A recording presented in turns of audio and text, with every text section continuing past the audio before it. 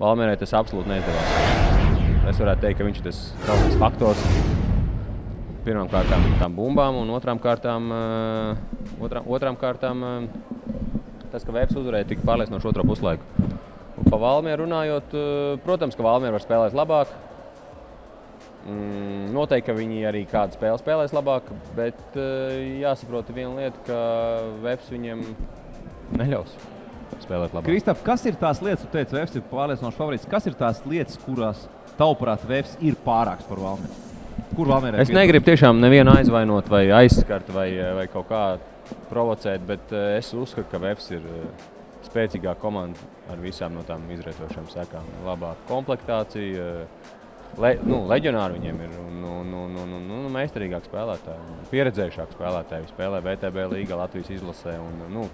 Protams, ir Valmieras komandā arī spēlētāji, kur ir bijuši tur kaut kur, bet nav tā pieredze tik liela. Tā kā kopējā pieredze nav tik liela. Un, protams, Krus, Bostiks, Harelsons. Pirmajā puslaikā 2 punkti, tagad 15. Bostiks parādīja savu liedrību. Bostiks parādīja savu liedrību. Krus, viņš var rādīt, var nerādīt liedrību, bet tā uzmanība ir uz viņu. Un, attiecīgi, tiem pāriem spēlētiem ir daudz vieglāk spēlēt. Harelsons arī uzskata ļoti labu spēli, bet mans tāds, protams, Krus un mans tāds atslēgas spēlētājs VF komandā vienmēr ir bijis un būs Mareks Mejers. Pāri par VF daudz parunājām. Kas pietrūka Valmierai otrajā puslaikā? Es domāju, ka visas spēles garumā. Ja pirmā puslaikā bija tā, ka tā Valmiera bija vairāk mobilizējusies tieši uz spēles sākumu, tad jau no tiem pirmajiem +10, kas bija, lēnām visu laiku tā starpība 2. Un otrā puslaikā Vēfs iznāca daudz mobilizējies, vairāk jau bija pazaudējis pirmo puslaiku. Es teiktu, viņi pat pamodās, jo pirmā puslaikā man viņi izskatījās vairāk iemiguši. Tie paši jau tradicionāli, kas ir noteicošie faktori basketbolā, tomēr, ja pretinieku komanda izcīna vairāk kā pusbumbas pie uzbrukumā, tā kā Vēfs ir izcīnījis 13 bumbas uzbrukumā, Valmiera 24 bumbas aizsardzībā. Ja? Par daudz. Tas galīgi neiet nekādos rāmjos. Totāli vājš metienu procents, tuvā distance 36%, trīspunktnieki vēl varbūt 35. Ja tos metienus nevar mest pār pa 50, tad droši vien, ka grūti ir VF apspēlēt. Vai tiešām tik izteikti Vēfs ir labāka komanda par Valmieru, kad Rīznieks saņemās, tad ir +16 otrajā puslaikā, tas ir atbilstošs cipari?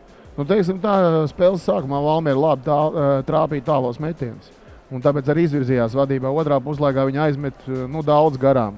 Arī tādus, vienā brīdī, kad tas rezultāts bija tā šūpolīts, tad kāds gribēja paņemt uz sevi, nomet garām, Vēfs turpat pretīm iemet un aizgāja tādā, neteiksim pārliecinošā vadībā, bet aizgāja vadībā. Un tas, protams, kad tai komandai, kad zenās no aizmugures, spiež spēlēt ātrāk uzbrukt, mēģināt iedzīt. Un tas pats Mičels uzšāva no 8 metriem uzšāva, ja, tādu, kur varbūt nevajadzēja mest. Bari padalēs, varbūt cik liels prieks ir par šo Bērziņu danku.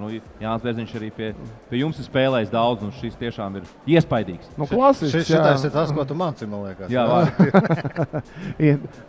krūmiņu 2 solīts. Teiksim tā, es vairāk strādāju ar komandu, un tajā laikā Gats Melders strādāja ļoti daudz individuāli ar spēlētājiem, tieši īpaši ar šiem jaunajiem. Tā kā es domāju, tur ir visu kolektīvu kopējais darbs. Un arī visas izlases, kas viņi ir trenējuši un devuši iespēju spēlēt labā līmenī, kā nekā sudraba medaļas Tallinā visai šai kompānijai. Ja. Jānis Bērziņš malacis. No Rujens puikām diezgan tālu ticis. Jā, šodien it kā 6 punkti, bet 5 bumbas, 4 piespēles par spīti 6 punktiem. Jānis Bērziņš šodien ļoti pamanāms kaut vai ar šo Danku Edmondu. To ir tāds tiešās runas piekritējs, sniedz savu skarbo vārdu par pirmo puslaiku, par pirmo spēli. Ko tu redzēji tajā? Īstenībā nekas pārsteidzošs. Ja. Rezultāts ir... Arī ar to, ka VF aiz muguras tāda sērija?